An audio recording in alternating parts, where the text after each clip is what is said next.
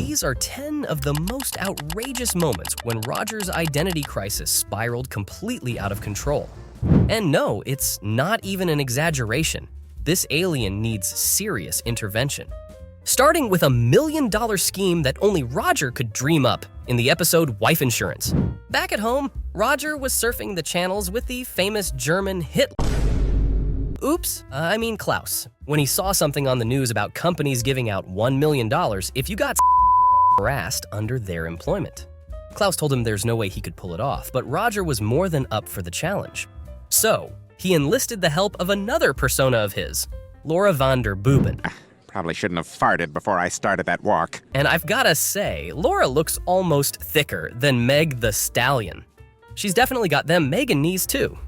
At home, Stan told his family about his epiphany and decided to find Ollie North's lost gold. Francine was losing her mind as he kept digging through the house, but Stan was a man on a mission and refused to give up. He even started finding clues once he dug through the living room. Why on earth would you dig in the living room and not even take out the carpet? Stan must be on some potent medication. The good, the bad, and the ugly. Once Laura was at the office, she tried enticing all the men there to grab some watermelons and have some glazed donuts. But none of them were willing to catch a case or be made fun of at the next guy's poker night. She got home later that night and threw a fit because her plan wasn't working. Klaus even came to mock her. But then she had an idea. If the men at the office wouldn't get up in some watermelons, then she had to find someone else who would.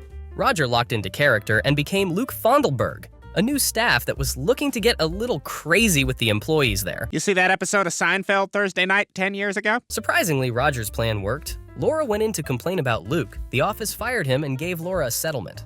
Although, because Laura wasn't as hot as they'd have wanted, she only got $90K, which is a crazy amount, for him doing nothing.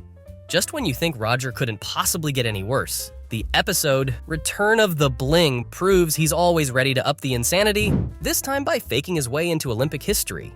Steve tells Stan about his grade in school for writing about his fictional hero. Stan tears the paper up and decides to educate him on how heroes really look like. He shows Steve his trophy shelf filled with historic moments from the 80s, especially about a hockey team. Roger walks by and casually tells them that he was part of the team. Stan takes it personally and was so close to beating the alien out of Roger. How dare you claim to be one of the greatest men ever to walk this earth? Roger said he'd prove it and showed Stan his jersey from back then. Stan still didn't believe it, so Roger invited him to the upcoming reunion of the teammates in a few weeks. Once the day came, Stan and Roger went into the venue and Stan couldn't believe his eyes. He saw footage of Roger in the game with them. Stan realized what Roger said was true for once, and from then on, he started to treat Roger like royalty, from making him breakfast like a good housewife to literally wiping his freaking butt. Sorry again about the whole cheek thing. Stan idolized Roger just like that, but it all came crumbling when Roger told Stan that he used steroids in the match all those years ago. Stan became distraught and didn't know what to do, so he asked Ronald Reagan's wife for advice. She just made funny noises and wrote that he should return the medal. Bloody scam artist. Stan booked a flight to Switzerland so they could return the medal. Roger seemed very calm about the whole thing, even saying his farewells too. But it was a lie. Roger went out to the wing and cut it off. He'd rather everyone gets deleted than give the medal back. Stan and Steve survived the crash somehow, and they headed to the Olympics HQ. On their way there, they entered a cave for shelter and Roger met up with them. He told them he knew a shortcut, and they all went along with him. But earlier, Master wants to take the precious from us. Roger led them to a frat house where they got trapped by girls and booze. But Stan got a visit from Ronald, and it gave him the willpower to wake up, grab the medal, and head for the HQ. Once he got there, he realized it wasn't an actual fire. Stan then went to complain directly to the person in charge, but the person already knew about the steroids and everything else. Stan felt so betrayed, but Steve made him realize that heroes also make mistakes. That's why we learn from them and do better. Roger said, "Screw all that," and chewed off Stan's finger. Ah!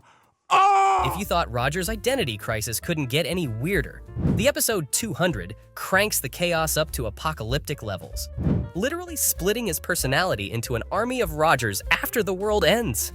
The world had come to an end. Stan was a man on a mission to find his family in this new dystopian world. He got to his house, now wrecked and abandoned, and saw the principal of the high school scanning the fridge for food. They made a fire and sat down to relax. the principal told Stan to take his cape off so it could dry. After seeing Stan's multiple tattoos, the principal asked for the story behind them, which Stan shared gracefully. But little did Stan know that the principal was after his meat.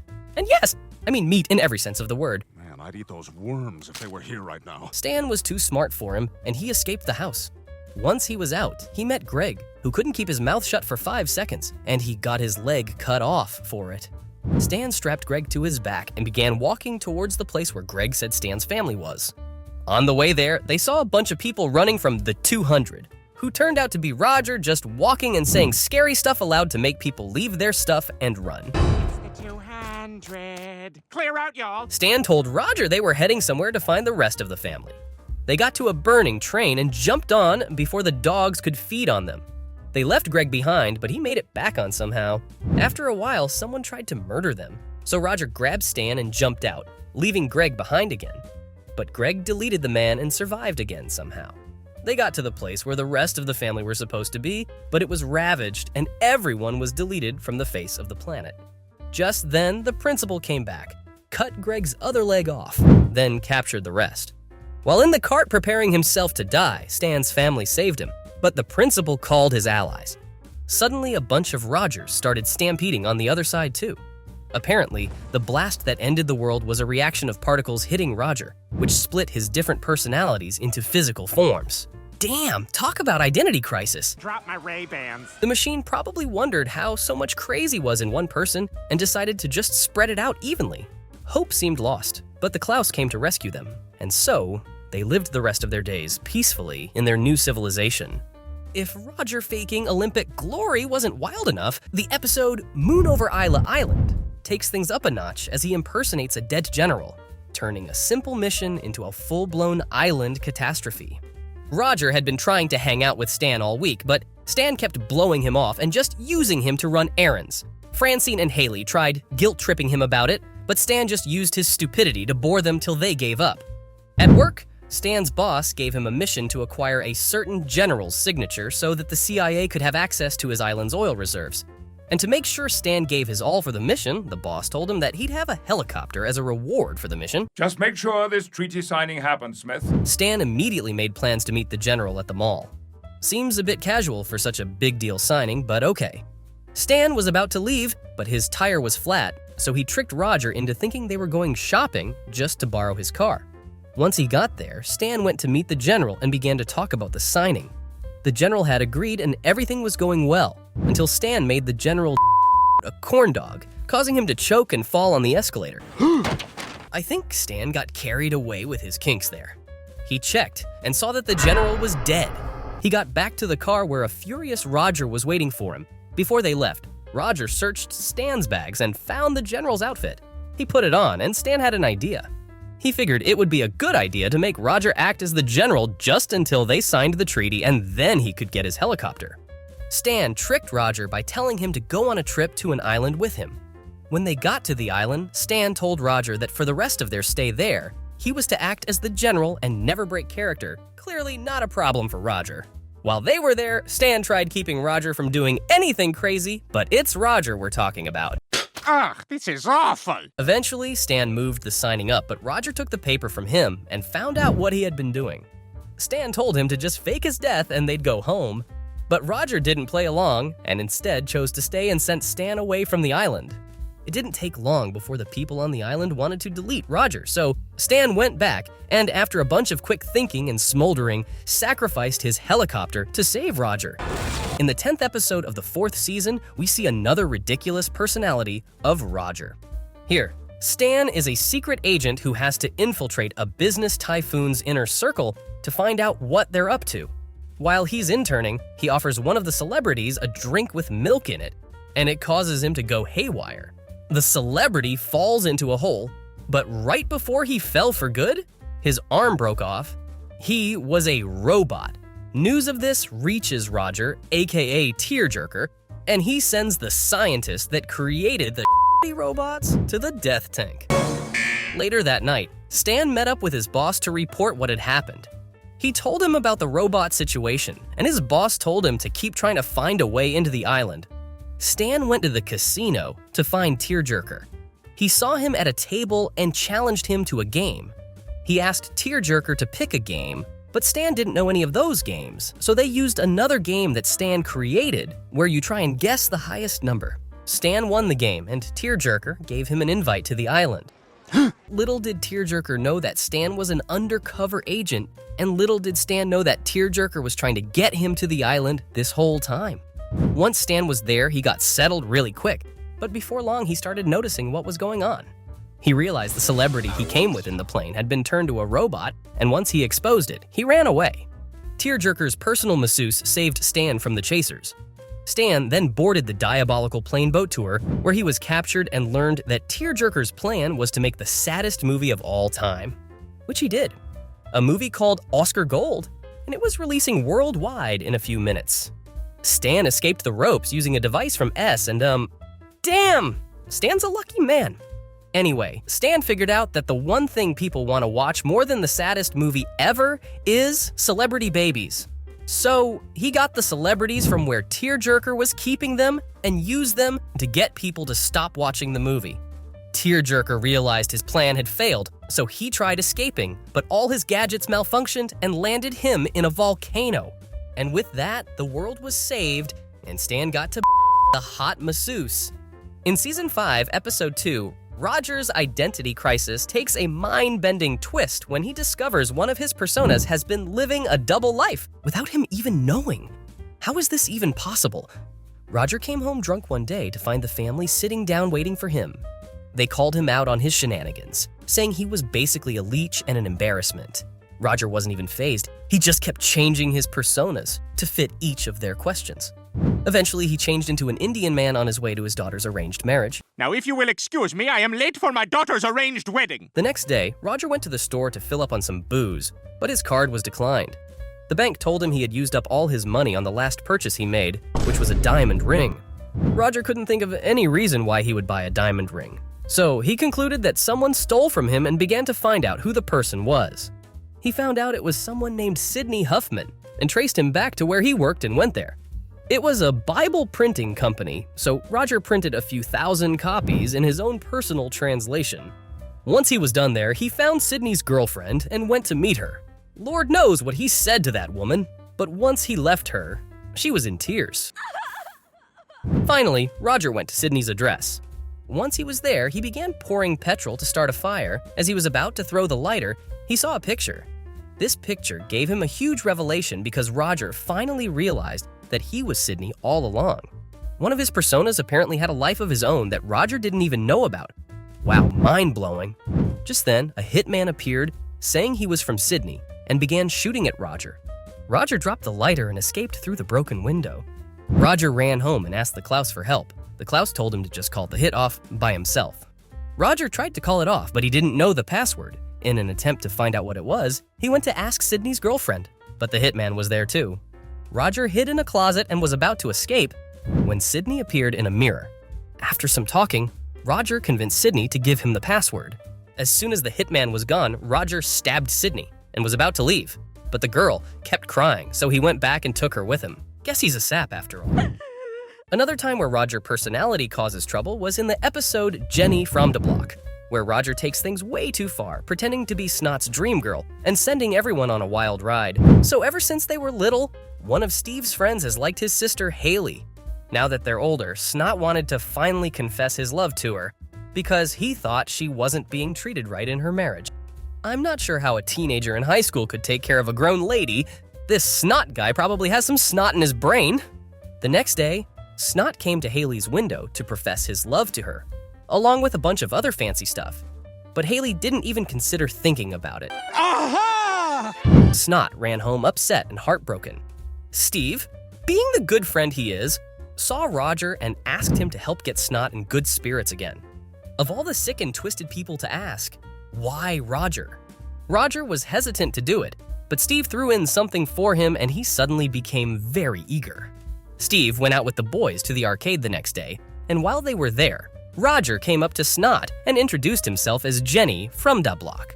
The two immediately hit it off and went on their own. Name's Jenny. The next day at school, Snot was almost late for class. The guys saw him running and asked why he was late. He told them that he was out all night with Jenny doing all kinds of stuff, and in the end, he Steve got home that day and was pissed at Roger, but Roger wasn't bothered in the slightest. Roger even went so far as telling Francine about Jenny so she could bring Snot over.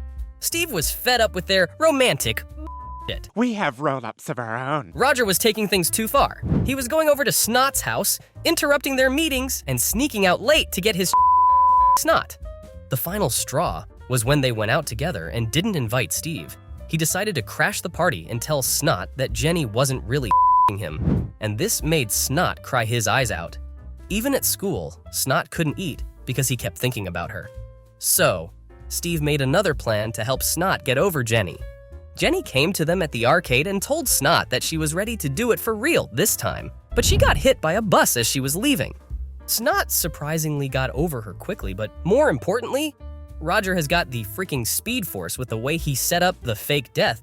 Definitely didn't see that coming. But all this doesn't even hold a candle to what went down in our next episode. In the episode Oedipal Panties, Stan's relationship with his mom crosses some seriously strange lines. Stan's mother, Betty, was heartbroken again, and Stan left everything else to attend to her, which is something a good son would do, right? Well, Stan isn't like regular sons. He loves his mom a little too much, and she loves him a little too much too. I told you it was complicated. Yeah, I had the same reaction as Roger. Now, Stan mom always gets dumped 3 times a year, and it happens on the 3rd date every single time. Roger and Francine decided to do a little digging to find out why. But first, Francine sets Stan's mom up with the butcher, Hercules, who is immediately smitten by her, as is she with him. They both get comfortable with each other very quickly. Yes, she gave up $70,000. The next day, while Stan was having breakfast with his mom, Roger and Francine went to discuss upstairs.